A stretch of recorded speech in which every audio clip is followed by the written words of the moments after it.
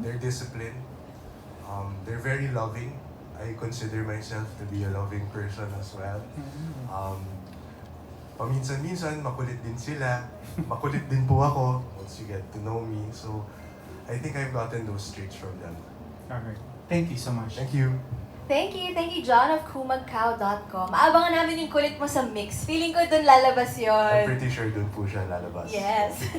Okay, now let's go to our next question from Hannah Abinio of Inquirer.net. Ako yung magtatanong. Okay. Malaki ang pressure ng pagiging Jaworski. But now that you've signed with Star Magic, how will you set yourself apart from your other famous relatives? Well, my famous relatives, they set themselves apart from others in their own way. And yung sa akin, hindi ko po masyadong hinahambing ang sarili ko sa mga kamag-anak ko. I just see that they have provided me with an example, and I can choose to follow it in my own way, or I can choose to go my separate way. And right now, I'm just excited to explore and discover myself more, because I am not my father, I am not my lolo, I am me. So that is something that I am excited to explore, and I'm confident that I'll figure out. Yes, and we're also confident na you'll show a different side din sa mga next projects mo pa, sa mga aabangan namin from you in the future. Okay, now let's go to Kate Adahar of Random Republica. Hi, thank you, Ai. Congratulations, Robbie, and good job presenting last night. Thank you po.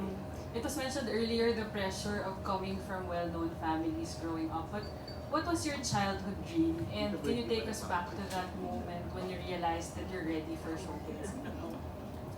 Childhood dream. My childhood dream, believe it or not po, is napakalayo po yung naging career option ko. Dalawa po yung childhood dream ko po. Yung unang pangarap ko po dati maging NBA player para sa Los Angeles Lakers. Yung pangalawang pangarap ko po maging presidente ng Pilipinas. So, medyo malayo po tayo doon.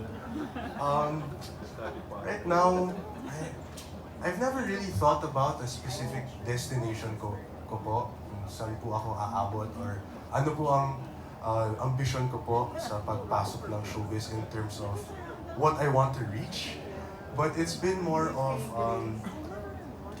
an approach that I'm more focused on. I'm just focused on enjoying the journey, doing my best, connecting with who I can, learning from who I can, because there's so many respectable individuals in this industry that I'd love to learn from. And yeah, I'm just excited and hoping to enjoy the ride. Thank you. Thank you so much po. Thank you, Kate. Uy, dahil nabanggit mo ni LA Lakers, as a basketball fan, sinong favorite mo dun?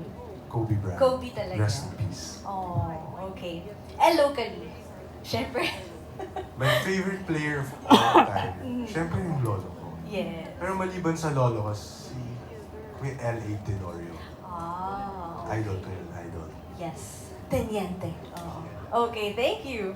Now let's go to Neil Ramos of Tempo, and I'll be asking Neil's question. Sa showbiz industry, maraming mga katulad mo na bata, pogi at talented. Ano sa tingin mo ang lamang mo sa kanila? What's your edge? Pagdating po sa ganito, hindi ko naman po naiisip na may lamang ako sa ibang mga kakilala ko or kasing edad ko po sa industriya. But I do believe that basta what you see with me is what you'll get. And I promise that the more you get to know me and the more I let you get to know me, the more you'll see me for who I truly am. So I don't really look at this new opportunity as a competition with my peers. I see it as lahat po tayo may iba't ibang mga strengths, weaknesses, and that's what sets us apart individually. Iba-iba tayo. Ang galing nung sagot niya, no? Ang hirap sagutin nun, ha? Oo, pero you answered it beautifully. Thank you. 3 points ka na. Robbie Jaworski, 3 points. Okay, now let's go to the next question from Kapamilya Vines. What is your mom and dad's reaction now that you are officially entering showbiz? So, Sila po ba sasagot na joke? Ikaw na lang, maybe you can share with us their reaction. Well, nakikita kasi po nila ako sa bahay na labas-pasok ng bahay, leaving early in the morning, coming back in the evening.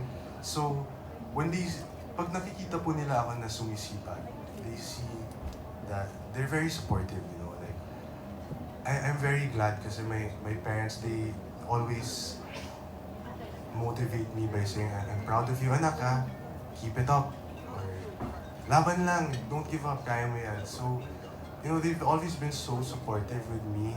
And it's never been something like, oh no, don't enter it. It's, for as long as you know what you're getting into, make sure that you do your homework, do your research, and nakikita naman po nila na I am doing my homework, I am doing the research, and I'm putting in the time, so they've been nothing but supportive, and I'm so grateful to them for that.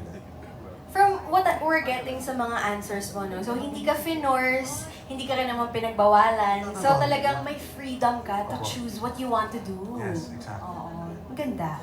Okay, now let's go to the next question then from Iza Iglesias of the Manila Times. Have you always thought about entering showbiz ever since? And how supportive are your parents? I think we've already answered you, how supportive. So, ito na lang. Have you always thought about entering showbiz ever since? Pero sabi mo kanina, di ba, Presidente ng Pilipinas, tsaka Opo. LA Lakers player yung gusto mo. I never, you know, God works in mysterious ways, right? Like, I never thought that I'd find myself here in showbiz, but, you know, silver lining, the stars aligned, we're here today. So, I think it was just a matter of timing, opportunity, and, you know, just things working out this way. Yes, tsaka ang ganda na talagang finulfill niyo yung gusto ng dad mo na magtapos mo na ng pag-aaral, di ba? And that's what you did, and now you're here. Okay, now let's go to Capex. They ask, what is the most memorable advice given to you by your mom, Miss Mikey Kuwangko Jaworski, sa pagpasok mo sa showbiz? Advice. Most memorable advice. Two-parter to, Atari. Okay. Yung first part, which a lot of people have told me, including yourself, always greet people and say hi to people. Always be polite and respectable. The second part of it is, be yourself, be authentic, be who you are. Because the moment that you force yourself to be someone you're not, it's easier to get lost. So, that's the two-part advice na lagi nilang inuulit sa akin. And of course, don't forget to put God in the center of your life.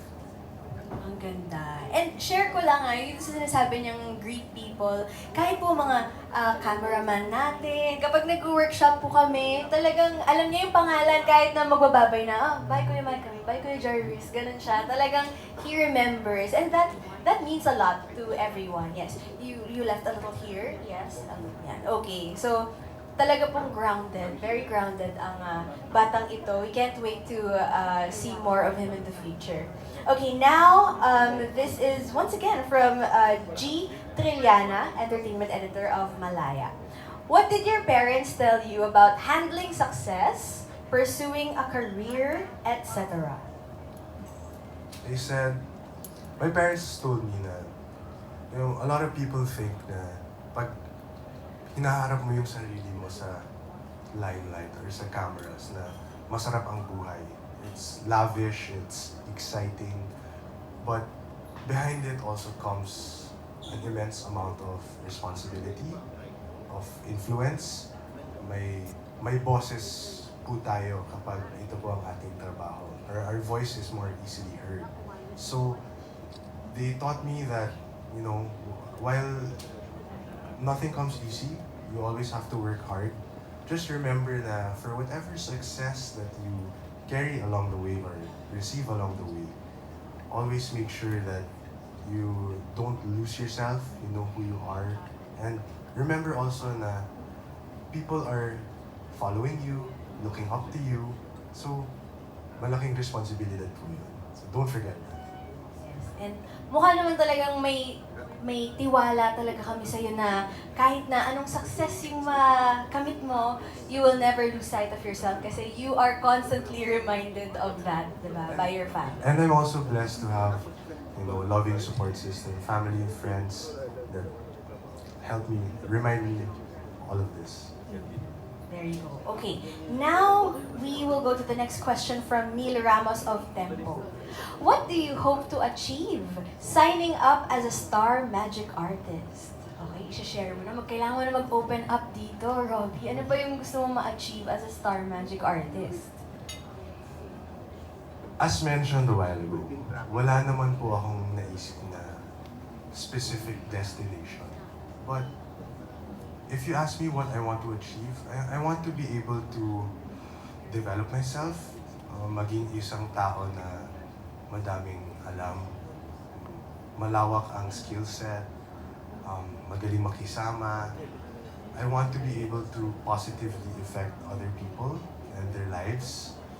And I think my biggest dream is to do what my lolo and my parents do, which is to inspire others. Hopefully, I can do that by being an example. And as for specific goal, there's nothing specific. It's just I want to work hard, do my best, learn what I can, and inspire others along the way.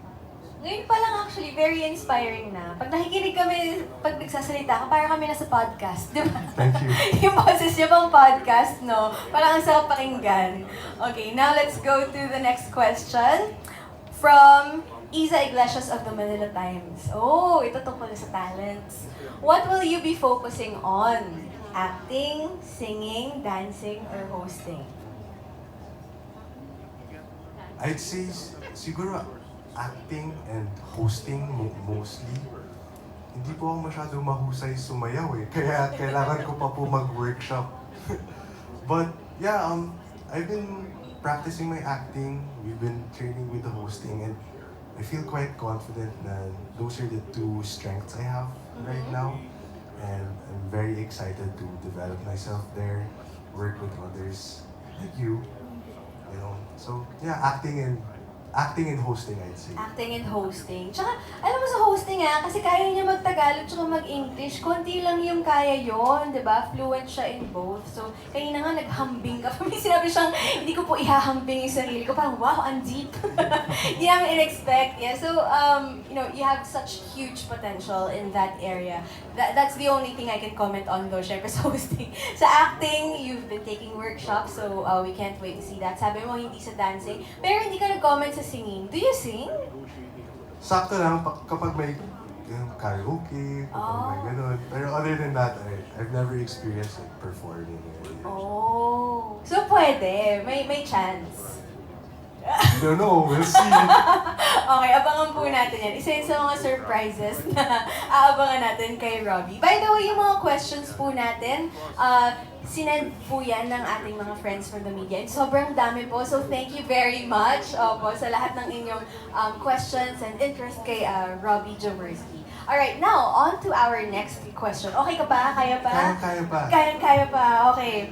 This is from Capex. Ito medyo related din eh. Ano pa yung gusto mong i-hone sa'yo bilang isang star magic artist? What else do you want to hone? Maliban sa acting and hosting. Siguro, oh. Meron pa ba? Dito kasi po sa loob ng Star Magic at ABS, grabe po yung galaw at kilos ng mga empleyado. It's a huge production. So, if you ask me what strikes my interest most right now is the back end, seeing how the magic is made, how things work, seeing also the people behind the scenes na hindi naman po sila nakakakuha ng camera time or much acknowledgement, but they're the ones that truly get the work done. If you ask me, I think that's one area that I'd love to master para lang kaya ko din po umambag sa pagmamadali or to make their jobs also easier, smoother. And who knows, maybe eventually give them good advice, diba? Like, you'll never know. Di ba kami ganun yung talent muna nagsimula, and then naging director, we have John Pratt, marami pa, oo. So, pwede yan. And I think that's also the management graduate in you. Di ba? Parang gusto mo malaman, how do things work here, di ba? Yung back end din, not just your role, but overall.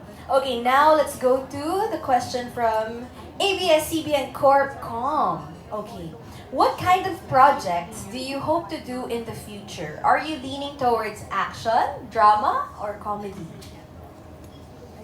So, that's one thing that I'm super excited about and just looking forward to. Dahil sa mga workshop po natin na yung mga evaluations, so far sinasabi naman po nila sa akin na I can do all or explore all. So, I don't want to limit myself to just one. I want to, my goal as an actor is to be the most versatile actor I can be. So, when you ask me between those genres, I say bring them all on. Willing to try everything si Willing to Robbie. try. Yes, oo. Okay.